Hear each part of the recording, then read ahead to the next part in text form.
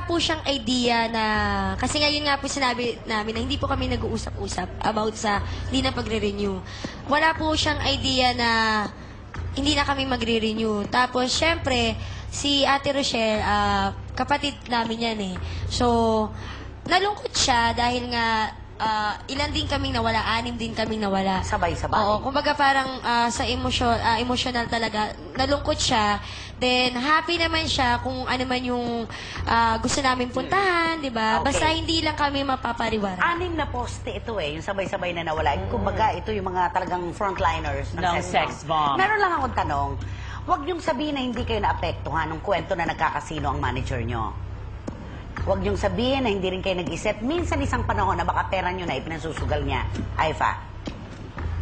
Yung sa casino issue po kasi, hindi po ako masyadong familiar o hindi lang po siguro ako talaga mahilig makialam. Pero siguro po, yung pagkakamali po na yun ni Ate Joy is na patunayan niya na po na kaya niya namang magbago. Kasi po ngayon, mas lumapit na po siya kay God. Hindi na po siya Richard Pinlac na rin. nagkakasino. So, alam niya na po na may napagdaanan na po siya dati at hindi na po yun. Hindi na siya nagkakasino Hindi ngayon. na po. Okay. Babe na siya. Daniel, Opo. naapektuhan ka?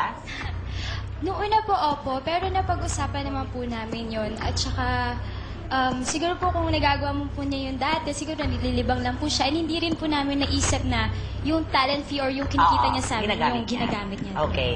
Kasi, di ba, pag sinabing casino, usapang casino, parang ang sama-sama ng tao.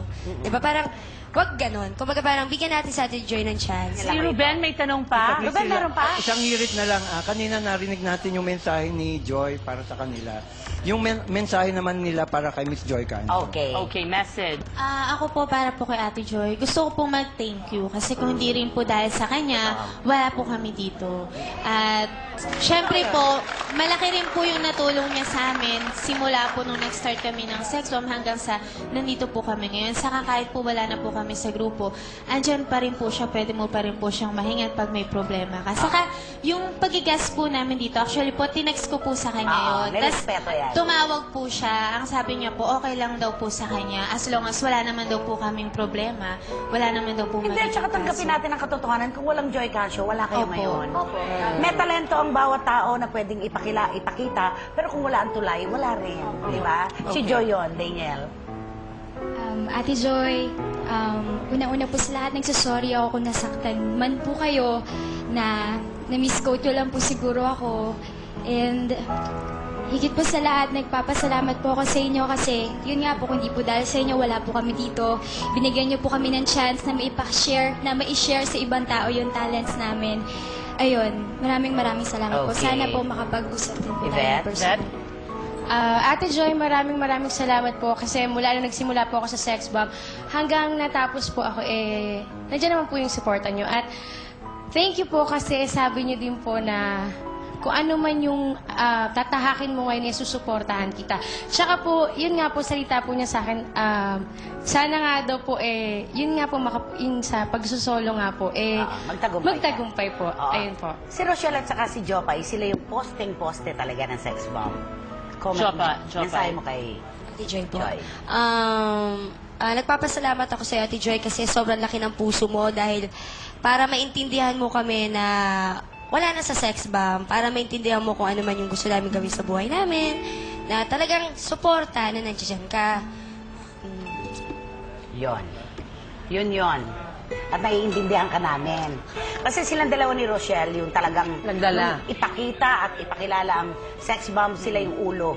Sumunod na lang Ba't itong parang mga- naiiyak ka lang, Tita Christy? Hindi, kasi nasubaybayan ko yung mga bata doon, di ba? Alam mo naman ako, lagi naman ako nauuna maiyak sa guest. Kaya nga. In fairness kay Ate Joy, sobrang bait ng taong yan. Na kung sino man yung mga taong naninira sa kanya, kami yung unang-unang nasasaktan. Lahat ng problema niya alam namin kasi di ba? Kung yung ibang tao hindi ka maintindihan, lagi nga natin sinasabi, mag-pray lang tayo kay God always. Dahil siya lang naman talaga makakatulong sa atin, di ba? So, si Ate Joy, sobrang, like nga sinabi ko dati ito sa interview ko na, si Ate Joy yung tipong tao na kahit walang trabaho, maghahanap ng trabaho yan para lang magkaroon ng trabaho yung mga talent niya. So, sana kung ano man yung mga problemang dumarating, Ate Joy, kaya natin to. Focus ka lang. Mag-focus tayo sa kung anong talagang gusto natin, di ba? Yun. So, ang linaw, di ba? Naghiwalay sila ni Joy Cancio, pero wala palang ganun katinding problema. Walang samaan ng loob. Ayos sabi ng mga bata, di ba? Mo. Yeah. Ano mo? I know, I just like, you know, this happens like me. I mean, it happens in part of every career. Nakaka-relate si Bo. Kahit pa konti, you know. So, I think that, you know, you keep the relationship there, you never know. Siguro down the line sa future, si Joy will also look for work for you individually, di ba? Basta okay yung relationship niyo. Okay. Okay, basta good luck sa inyo. Maraming salamat talaga.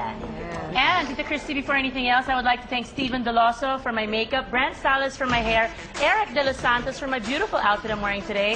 Thanks to Avatar, Dr. Vicky Bello 819, Bello, Nokia, Avon Fashions and Accessories, Jet Sam for my perfume, and Dr. Vivian Sarabia, Azure Urban Resort Residences, Michaela Salon, Fresh Look Contact Lenses, Olivia Quito from Los Angeles, California, and please get a copy of Celebrity Living Magazine and Sense of Style Magazine, and thank you to Italianis and Fridays for the GCs. Okay.